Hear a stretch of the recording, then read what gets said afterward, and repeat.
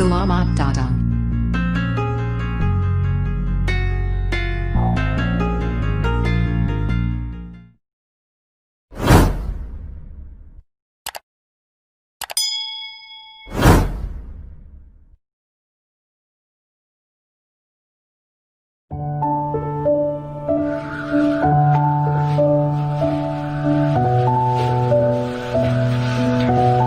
Assalamualaikum anak-anakku sekalian. Ketemu kembali dengan Ibu di pembelajaran materi bab 3, yaitu tentang pelajaran prakarya kelas 9. Di sini Ibu masih membahas tentang bab 3. Minggu yang lalu Ibu membahas tentang jenis-jenis ikan konsumsi dan habitatnya. Pada pertemuan kali ini kita bahas tentang sarana dan peralatan budidaya pembesaran ikan konsumsi.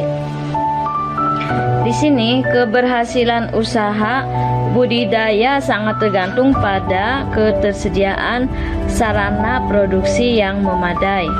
Sebelum memulai budidaya, perlu mengetahui sarana produksi apa saja yang dibutuhkan. Sarana produksi dalam pembesaran ikan konsumsi ternyata meliputi yang ke-1 bahan, yang keduanya alat, serta yang ketiga wadah budidayanya. Yang pertama kita akan membahas tentang nomor 1 dulu, yaitu bahannya.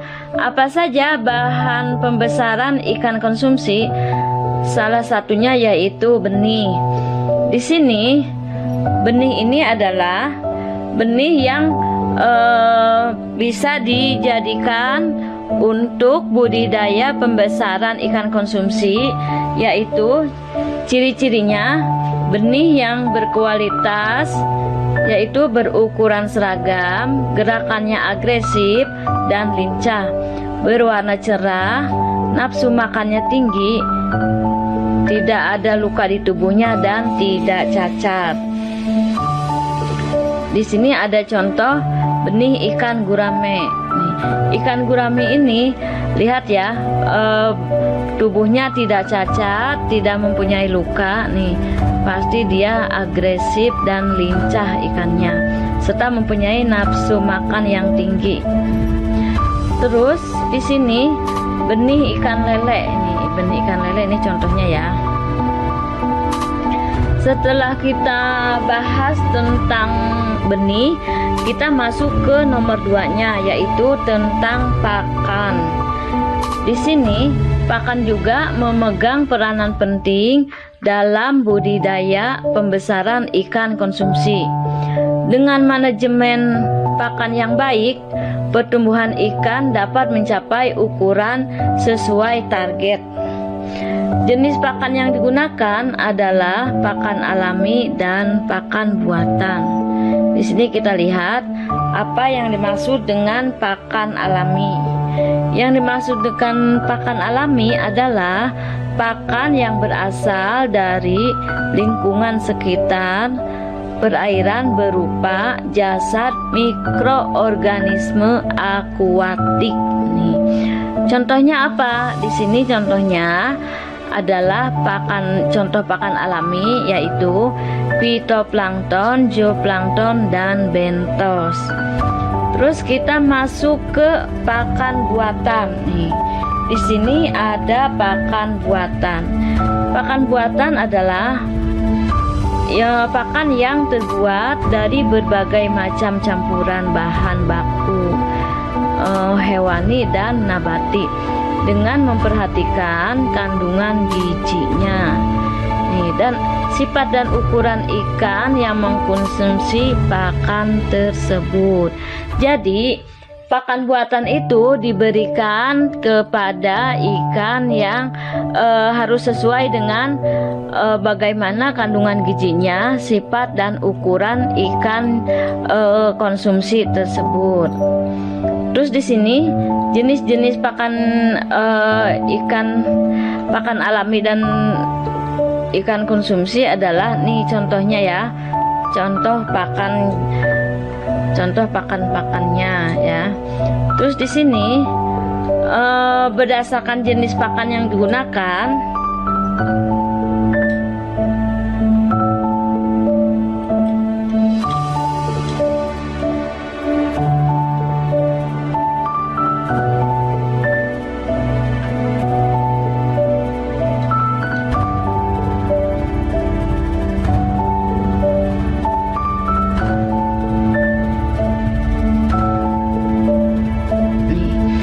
sini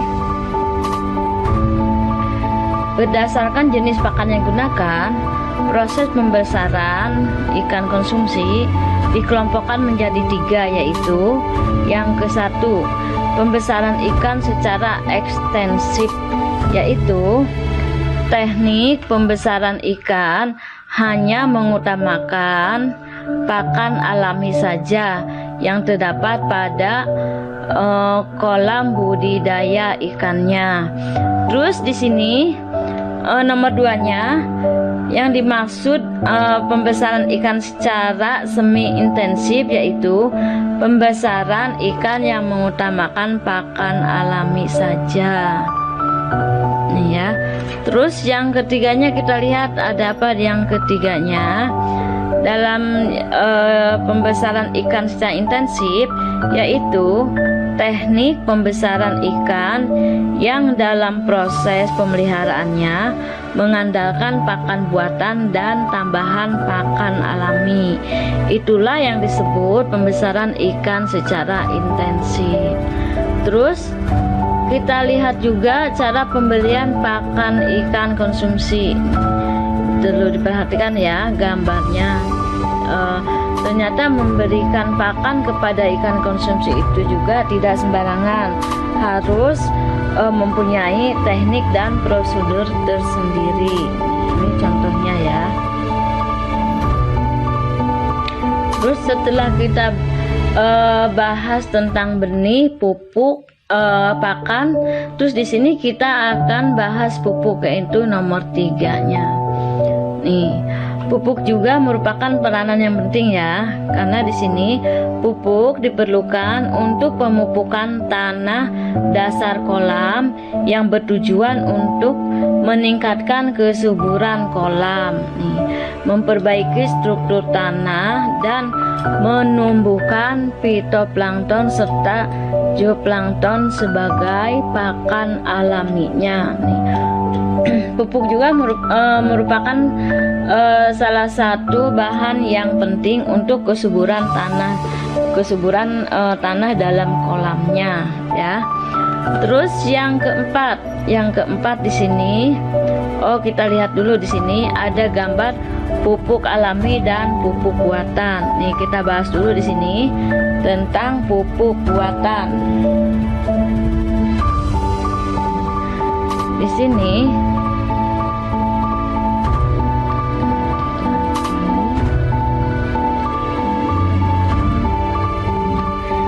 sini yang disebut pupuk buatan. Pupuk buatan adalah berupa bahan-bahan kimia yang dibuat di pabrik. Nih kalau pupuk buatan ya, namanya buatan berarti pupuknya buatan dari manusia atau yang dibuat di pabrik-pabrik yang berguna untuk menyuburkan tanah, tambak atau kolam. Nih, jenis pupuk buatan itu apa saja? Dituliskan ya. Jenis pupuk buatan yang digunakan adalah urea, ZA atau TSP atau KCl dan NPK. Nih, inilah yang disebut pakan buatan. Terus setelah mengetahui pakan buatan, di sini kita juga akan mengetahui atau melihat pakan alami. Nih, pakan alami itu dia berasal dari pupuk yang dari kotoran hewan, sapi, kerbau, itik, ayam. Tapi pakan alami dari kotoran-kotoran hewan ini yang sudah dikeringkan ya, dikeringkan terlebih dahulu baru dijadikan pakan alami.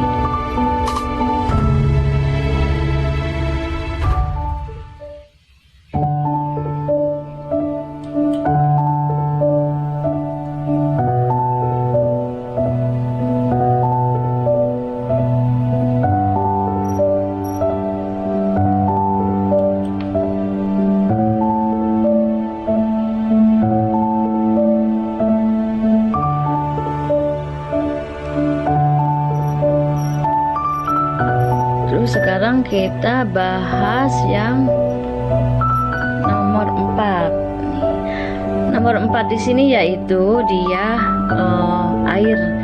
Air merupakan media yang sangat penting dalam budidaya ikan.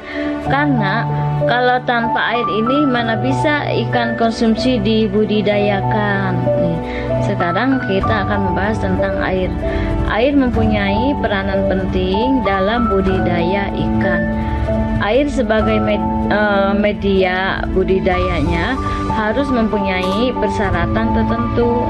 Ternyata airnya juga tidak sembarangan ya. Dia mempunyai persyaratan tertentu untuk dijadikan media dalam pembesaran ikan konsumsi. Apa saja persyaratan tertentunya?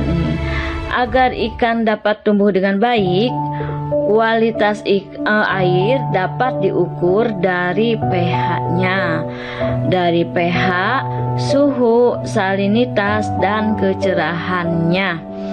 Dalam kecerahan, kisaran pH 6, suhu 250 Celcius sampai 308 Celcius. Salinitas 0 ppt sampai 5 ppt. Ini dalam air tawar ya. Dalam air tawar ppt-nya dari 0 sampai 5 ppt. Terus sedangkan budidaya dalam air payau, dia ppt-nya mencapai ppt-nya dari 6 ppt mencapai 29 ppt. Terus bagaimana dengan pembesaran ikan di air laut? PPT-nya dia mencapai 30 ppt sampai dengan 35 ppt. Terus kecerahan airnya. Kecerahan air di sini terlihat dari jumlah cahaya matahari yang dapat menembus badan air tuh ya. Salah satu bahan-bahan yang penting, air ini merupakan bahan yang sangat penting dalam media pembesaran ikan konsumsi. Terus selain air di sini juga ada kapur yang dijadikan bahan untuk pembesaran ikan konsumsi. Kapur juga digunakan untuk mempertahankan kestabilan keasaman pH tanah dan air. Oh, ternyata kapur ini dia untuk menstabilkan keasaman pH di dalam air ya. Dan sekaligus memberantas hama penyakit. Kapur ini kegunaannya ya.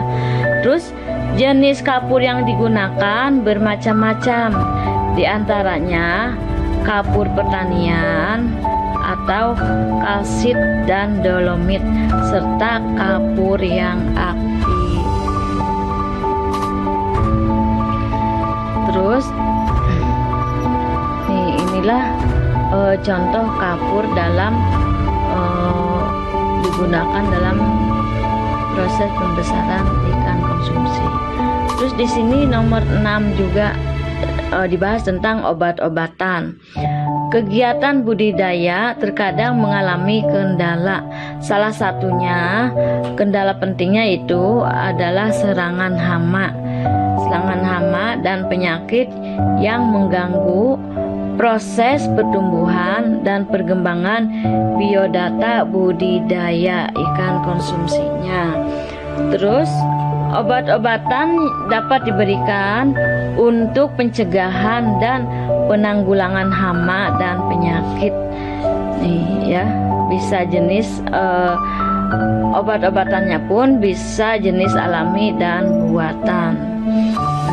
Itulah pembelajaran tentang sarana dan peralatan budidaya pembesaran ikan konsumsi.